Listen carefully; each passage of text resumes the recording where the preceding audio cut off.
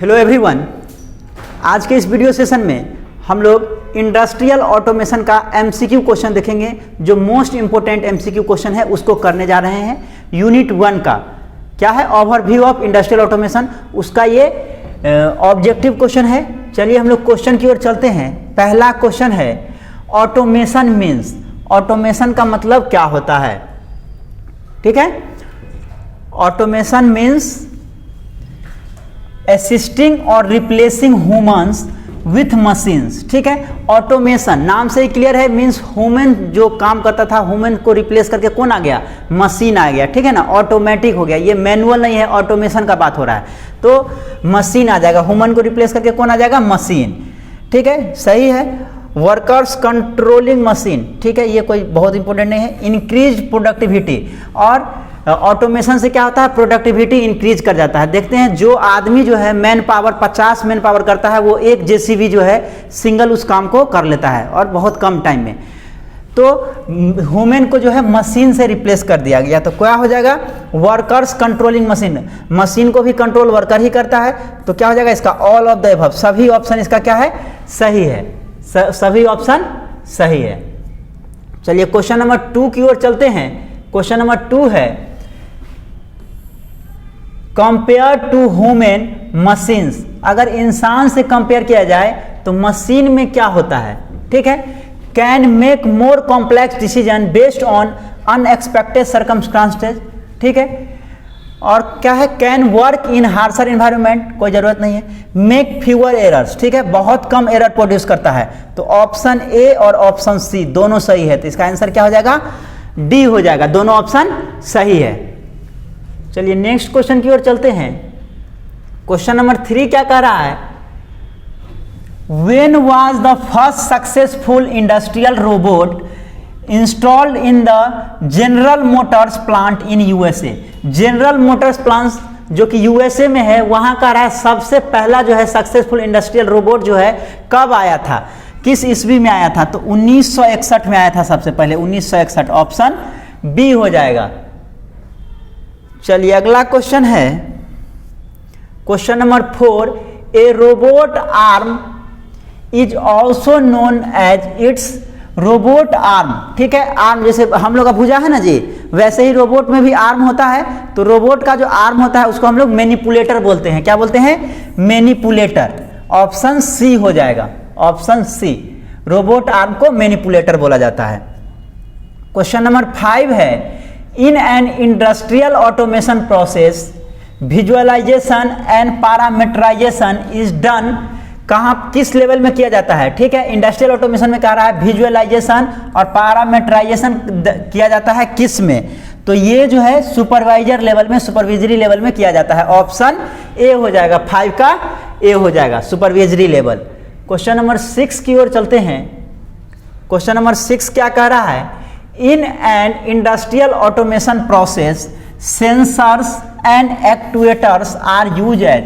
कह रहा है इंडस्ट्रियल ऑटोमेशन में जो सेंसर और एक्टुएटर जो यूज किया जाता है वो किस लेवल पे यूज किया जाता है, तो वो जो है फील्ड लेवल पे यूज किया जाता है। फील्ड लेवल पे किसका यूज किया जाता है, सेंसर्स का और एक्टुएटर्स का यूज किया जाता है। फील्ड लेवल पे सेंसर और एक्टुएटर्स का यूज किया जाता है।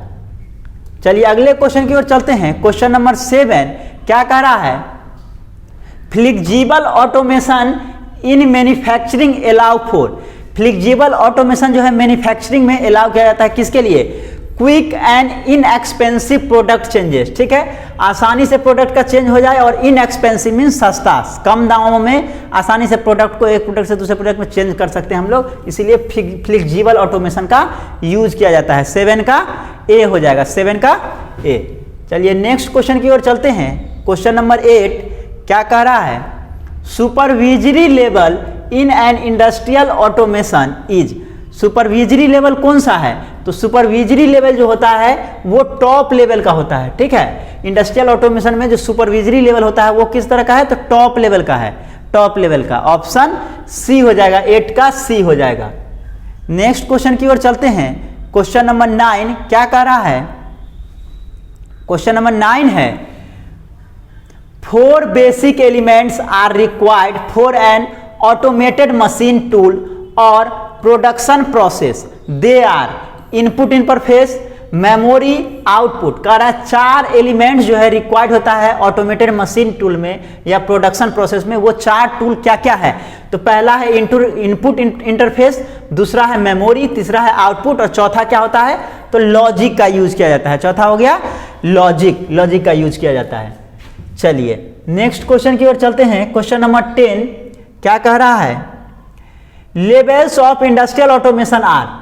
इंडस्ट्रियल ऑटोमेशन का क्या क्या लेवल होता है? तो सुपरविजरी लेवल होता है, कंट्रोल लेवल होता है, फील्ड लेवल होता है, ये सभी होता है। ऑल ऑफ द अबव हो जाएगा, ऑप्शन डी हो जाएगा। 10 का ऑप्शन डी हो जाएगा, all of the above, all of this. Question number 11 है the fundamentals motivations for implementing industrial automation यार। कह रहा है जो फंडामेंटल जो है मोटिवेशन है इंडस्ट्रियल ऑटोमेशन को इंप्लीमेंट करने का, वो क्या है? तो रिड्यूस एनर्जी यूज। ठीक है, एनर्जी जो यूज होता है उसको रिड्यूस करना, मेन मकसद क्या है? एनर्जी को रिड्यूस करना। ऑप्शन क्या हो जाएगा? 11 का बी हो जाएगा, ऑप्शन बी। नेक्स्ट क्वेश्चन चलते हैं। क्वेश्चन नंबर 12 है प्रोग्रामेबल कंट्रोलर्स। प्रोग्रामेबल कंट्रोलर क्या है? Are programmed using relay ladder logic. Programmable controller को प्रोग्राम किया जाता है किसका यूज करके? तो रिले लैडर लॉजिक का यूज करके किया जाता है। ठीक है, are widely use in many different industry, और बहुत सारे इंडस्ट्रीज में जो है इसका यूज किया जाता है। तो क्या हो जाएगा? Both A and C. Option क्या हो जाएगा? डी होता है। ठीक है, ऑप्शन डी हो जाएगा, both and C. Option B नहीं होगा, can not perform function other than relay logic, ये नहीं होगा। ठीक है, तो ऑप्शन इसका क्या हो जाएगा? डी हो जाएगा। चलिए क्वेश्चन नंबर 13 की ओर चलते हैं। क्वेश्चन नंबर 13 क्या कह रहा है? Type of automation system usually used in continuous flow process like conveyor and mass production system is. ठीक है, कह रहा है किस तरह का ऑटोमेशन सिस्टम का जो है कंटिन्यूअस फ्लो प्रोसेस जैसे कि कन्वेयर में या फिर मास प्रोडक्शन सिस्टम में यूज किया जाता है। किस तरह का ऑटोमेशन का? तो फिक्स्ड ऑटोमेशन सिस्टम का यूज किया जाता है। फिक्स्ड ऑटोमेशन सिस्टम का यूज कन्वेयर में या फिर मास प्रोडक्शन सिस्टम में किया जाता है। तो ऑप्शन 13 का क्या हो जाएगा? 13 का बी हो जाएगा, बी हो जाएगा। चलिए अगले क्वेश्चन की ओर चलते हैं। क्वेश्चन नंबर 14 क्या कह रहा है? According to PLC device signal module है। PLC programmable logic controller device के अकॉर्डिंग जो है सिग्नल मॉड्यूल कितना होता है? कितना पार्ट होता है? तो सिग्नल मॉड्यूल में 2 पार्ट होता है। कितना पार्ट होता है? 2 पार्ट्स होता है, 2 पार्ट्स होता है। ऑप्शन सी हो जाएगा, 14 का सी हो जाएगा। नेक्स्ट क्वेश्चन की ओर चलते हैं। क्वेश्चन नंबर 15 है। हाँ, 15 क्या कह रहा है? Who has known as father of PLC. Programmable logic controller के पितामह किसे कहा जाता है? फादर किसे कहा जाता है? पीएलसी का। तो पीएलसी का फादर किसे कहा जाता है? डिक मॉर्ले को किया जाता है, डिक मॉर्ले। ऑप्शन सी हो जाएगा, डिक मॉर्ले। चलिए क्वेश्चन नंबर 16 है what is the name of the first PLC made by Bedford associates of Bedford. कारण सबसे पहला पीएलसी जो बनाया गया था, PLC means programmable logic controller जो बनाया गया था बेडफोर्ड एसोसिएट्स ऑफ बेडफोर्ड के द्वारा, वो कौन सा था? तो उसका नाम था मोडिकॉन 084। मोडिकॉन 084। ये 084 जो है ये क्या है? तो ये नंबर ऑफ अटेम्प्ट है, मींस 84 बार अटेम्प्ट किया गया था तब बना था। ठीक है ना, तो मोडिकॉन 084 इसीलिए 84 बार अटेम्प्ट किया गया था, नंबर ऑफ अटेम्प्ट है ये, इसीलिए 084 लगाया गया है। ठीक है, चलिए अगले क्वेश्चन की ओर चलते हैं। क्वेश्चन नंबर 17 क्या कह रहा है? The programming line known as dash uses in ladder logic for PLC.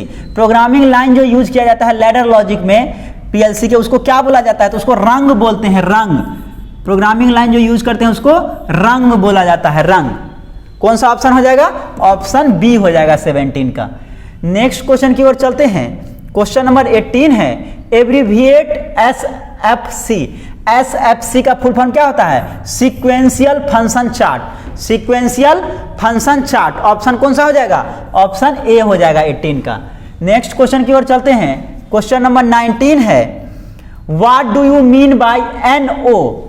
NO contact using for input in ladder logic. Ladder logic में जो इनपुट के लिए NO का यूज किया जाता है उसका क्या होता है, क्या फुल फॉर्म क्या है? तो उसका होता है नॉर्मली ओपन। क्या होता है? Normally open. ऑप्शन बी हो जाएगा, normally open. NO means normally open. चलिए अगले क्वेश्चन की ओर चलते हैं। क्वेश्चन नंबर 20 है, What do you mean by NC contact using for input in ladder logic? Ladder logic में एक तो NO हम लोग देखें नॉर्मली ओपन और दूसरा है NC। तो NC का जो है फुल फॉर्म क्या होता है? तो ये नॉर्मली क्लोज्ड होता है, नॉर्मली क्लोज होता है। ऑप्शन सी हो जाएगा। NO मीन्स नॉर्मली ओपन और NC means normally closed. Question number 21 है, which one of these is not input type? कह रहा है इसमें से कौन सा इनपुट टाइप नहीं है? तो स्विच इनपुट टाइप है, सेंसर भी इनपुट टाइप है। कौन सा इनपुट टाइप नहीं है? तो मोटर जो है इनपुट टाइप नहीं है। तो पूछ रहा है कौन सा इनपुट टाइप नहीं है, तो क्या हो जाएगा आंसर? मोटर हो जाएगा, मोटर हो जाएगा। ठीक है ना। नेक्स्ट क्वेश्चन की ओर चलते हैं। क्वेश्चन नंबर 22 है, क्या कह रहा है? Abbreviate PLC। PLC का फुल फॉर्म पूछ रहा है, तो क्या हो जाएगा? Programmable logic controller. Programmable logic controller कौन सा ऑप्शन हो जाएगा? ऑप्शन सी हो जाएगा 22 का। नेक्स्ट क्वेश्चन की ओर चलते हैं। क्वेश्चन नंबर 23 है, एक कॉन्ट्रैक्टर कंसिस्ट ऑफ। कॉन्ट्रैक्टर जो है क्या क्या होता है? तो कॉन्ट्रैक्टर में फिक्स और मूवेबल दोनों होता है। ठीक है, फिक्स पार्ट भी होता है और मूवेबल पार्ट भी होता है, दोनों होता है। तो ऑप्शन सी हो जाएगा 23 का। 23 का सी हो जाएगा। 24 है, what is the significance behind the product code 84? ठीक है, बताए थे for the first PLC made by Bedford. Bedford के द्वारा जो फर्स्ट PLC मेड किया था उसका क्या नाम था? मोडिकॉन 084। तो बताए थे ये जो 084 है क्या है? ये नंबर ऑफ अटेम्प्ट्स है, नंबर ऑफ अटेम्प्ट्स है। तो क्या हो जाएगा? जो 84 यूज किया जाता है, जो पहला PLC बनाया गया था बेडफोर्ड के द्वारा, तो उसमें जो 84 यूज किया गया वो क्या है? तो नंबर ऑफ अटेम्प्ट है। ऑप्शन बी हो जाएगा, ऑप्शन बी। चलिए नेक्स्ट क्वेश्चन की ओर चलते हैं। Question number 25, ladder logic programming in PLC consist of. Ladder logic programming जो है PLC में, उसमें क्या होता है? तो लॉजिक गेट सिंबल्स होता है with connecting line. Connecting line के द्वारा लॉजिक गेट सिंबल को कनेक्टिंग लाइन से कनेक्ट किया जाता है। ऑप्शन क्या हो जाएगा? 25 का ए हो जाएगा, 25 का ए हो जाएगा। तो इस वीडियो में हम लोग टॉप 25 क्वेश्चन देखे यूनिट 1 का इंडस्ट्रियल ऑटोमेशन का, जो एग्जामिनेशन पॉइंट ऑफ व्यू से बहुत बहुत इंपॉर्टेंट है। ठीक है ना। Thank you for watching this video. Thank you so much.